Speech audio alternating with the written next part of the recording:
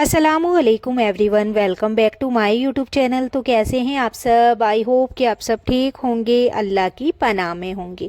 तो आज की कहानी सिर्फ एक वाक़या नहीं है, ये एक इबरत है, एक ऐसा सबक जो बताता है कि जब इंसान घमंड में आकर खुद को सबसे बड़ा समझने लगता है तो अल्लाह की पकड़ कैसी होती है।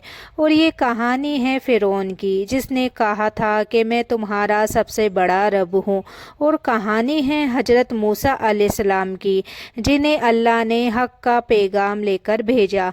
आज आप पूरा ध्यान से सुनिए, क्योंकि ये वाक़या आपके दिल को हिला देगा और आपकी ज़िंदगी में उम्मीद भी भर देगा कि जब अल्लाह साथ हो तो समुंदर भी रास्ता दे देता है। सबसे पहले समझिए, फ़िरौन कौन था। फ़िरौन मिस्र का बादशाह था, दुनिया की सबसे बड़ी सल्तनतों में से एक। उसके पास सेना थी, खजाना था, ताकत थी, महल थे और साथ ही था घमंड। वो अपने आप को खुदा समझता था।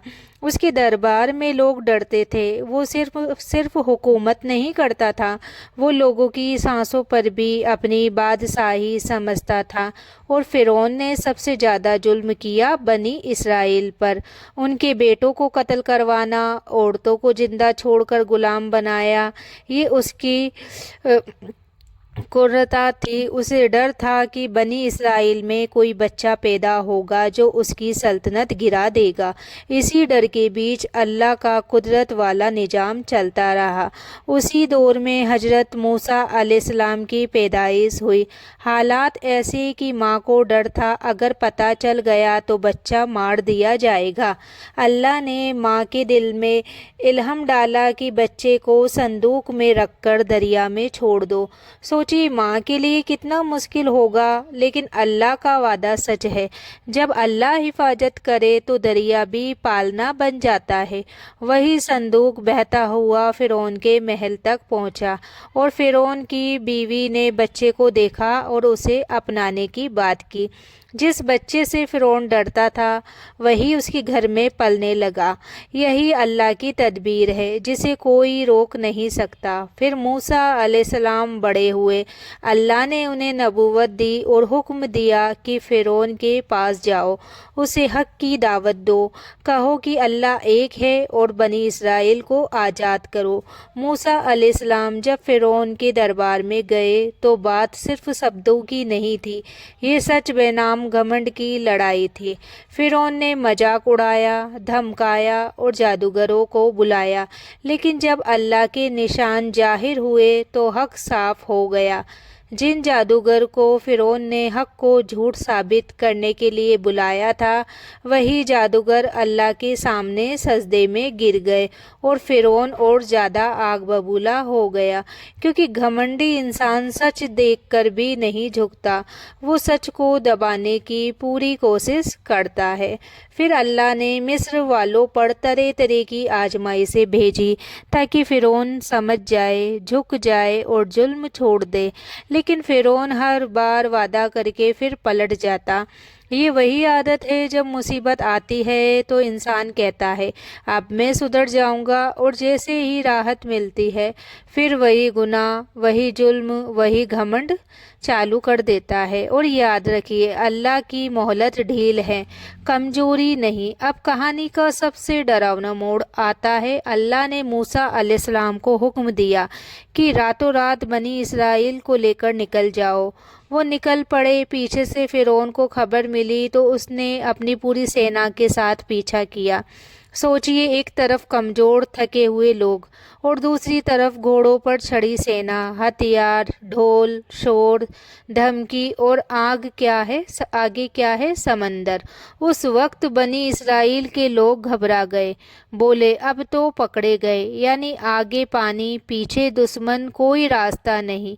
यही वो पल होता है जहां इंसान का ईमान टेस्ट होता है। और इसी पल में मूसा अलैहिस्सलाम ने वो बात कही जो हर टूटे दिल को हिम्मत देती है, कभी नहीं, मेरा रब मेरे साथ है, वो मुझे रास्ता दिखाएगा। आप सोचिए, अगर आपकी ज़िंदगी में भी कभी ऐसा हो जाए, आगे अंधेरा, पीछे डर, تو یہی بات آپ کی روح کو سنبھال سکتی ہے کہ میرا رب میرے ساتھ ہے۔ جب اللہ نے موسیٰ علیہ السلام کو حکم دیا کہ اپنی لاٹھی سمندر پر مارو، اور جیسے ہی لاٹھی پڑی سمندر پھٹ گیا۔ جی ہاں، پانی دیواروں کی طرح دونوں طرف کھڑا ہو گیا، بیچ میں راستہ بن گیا۔ وہ راستہ ایسا کہ لوگ چل پڑے، ہوا میں نمی، چاروں طرف پانی کی دیوار اور بیچ میں اللہ کا بنایا ہوا راستہ۔ یہ کوئی فلم نہیں، یہ اللہ کی قدرت ہے۔ بنی اسرائیل پار ہونے لگے۔ اب فرعون نے دیکھا کہ راستہ تو بن گیا۔ اس کا گھمنڈ بھی اتنا بڑا تھا کہ اس نے کہا، دیکھو میں بھی دکھا دوں گا، اور وہ اپنی سینا لے کر اسی راستے میں گھس گیا۔ یہ وہی گھمنڈ ہے جو انسان کو اندھا کر دیتا ہے۔ وہ بھول گیا کہ یہ راستہ اس کی طاقت سے نہیں بنا، یہ اللہ کا فیصلہ ہے۔ جیسے ہی بنی اسرائیل دوسری طرف نکل گئے، اللہ کا حکم ہوا اور سمندر کی دیواریں ٹوٹ پڑی۔ فرعون، اس کی سینا، گھوڑے، ہتھیار سب پانی میں ڈوب گئے۔ جس نے کہا تھا میں رب ہوں، وہ پانی کی ایک لہر کے سامنے بے بس ہو گیا۔ اور اس وقت فرعون نے آخری پل میں ایمان لانے کی کوشش کی، لیکن جب موت سامنے ہو تب ایمان قبول بالکل بھی نہیں ہوتا، کیونکہ اللہ نے زندگی بھر موقع دیے تھے، لیکن اس نے ہر موقع کو گھمنڈ میں رودہ، اور پھر اللہ نے فرعون کی لاش کو عبرت بنا دیا تاکہ آنے والی نسلیں دیکھ لے کہ ظلم کا انجام کیا ہوتا ہے۔ یہ صرف فرعون کا اینڈ نہیں تھا، یہ ہر اس انسان کے لیے پیغام ہے جو دوسروں کو دباتا ہے، کسی کا حق کھاتا ہے، خود کو بہت بڑا سمجھتا ہے اور اللہ کو بھول جاتا ہے۔ اب اس کہانی سے ہمارے لیے کیا سبق ہے؟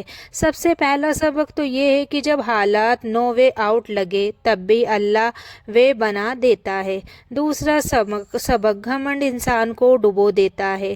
تیسرا سبق، ظلم چاہے جتنا بڑا ہو، اللہ کی پکڑ اس سے بڑی ہے۔ چوتھا سبق، اللہ کے فیصلے میں دیر ہو سکتی ہے مگر کبھی بھی اندھیر نہیں۔ اب میں آپ سے ایک سوال پوچھتی ہوں، آپ کی زندگی میں وہ سمندر کیا ہے جو آپ کے سامنے کھڑا ہے؟ قرض، بیماری، رشتوں کی تکلیف، گھر کا تناؤ، اکیلا پن؟ تو کمنٹ میں صرف ایک شبد لکھ دیجئے، یا اللہ، اور یقین رکھیے جس طرح اللہ نے سمندر کو راستہ بنا دیا، اللہ آپ کی مشکل میں بھی راستہ بنا دے گا۔ بس شرط یہ ہے کہ آپ حق کے ساتھ کھڑے رہیں اور صبر نہ چھوڑیں۔ اور دیکھیے، اگر آپ کی زندگی میں کوئی فرعون ہے، کوئی ظالم، کوئی دمن کرنے والا، کوئی ایسا جو آپ کو کمزور سمجھ کر دباتا ہے، تو یاد رکھیے فرعون کا انت ڈوبنا ہے، لیکن موسیٰ علیہ السلام کے ساتھ رہنے والوں کا نتیجہ نجات ہے۔ تو اب ویڈیو کے آخر میں آپ سے بس یہی کہوں گی، آج کی رات، آج کا دن آپ ایک کام ضرور کیجئے، اپنے دل میں یہ بات بیٹھا لیجئے کہ میرا رب میرے ساتھ ہے۔ جب دل میں یقین آ جائے تو ڈر کم ہو جاتا ہے، ہمت بڑھ جاتی ہے، اور دعا میں جان آ جاتی ہے۔ اگر آپ کو یہ واقعہ دل تک پہنچا ہو تو ویڈیو کو لائک کیجئے، شیئر کیجئے، کیونکہ ہو سکتا ہے آپ کی ایک شیئر کسی ٹوٹے ہوئے انسان کو امید دے دے۔ اور چینل پر نئے ہیں تو سبسکرائب کر لیجئے، ہم ایسی ہی عبرت اور ایمان بڑھانے والی باتیں لے کر آتے رہتے ہیں۔ تو کمنٹ میں لکھیے، اللہ میرے ساتھ ہے۔ اللہ ہم سب کو گھمنڈ سے بچائے، ظلم سے بچائے اور حق پر قائم رکھے، آمین۔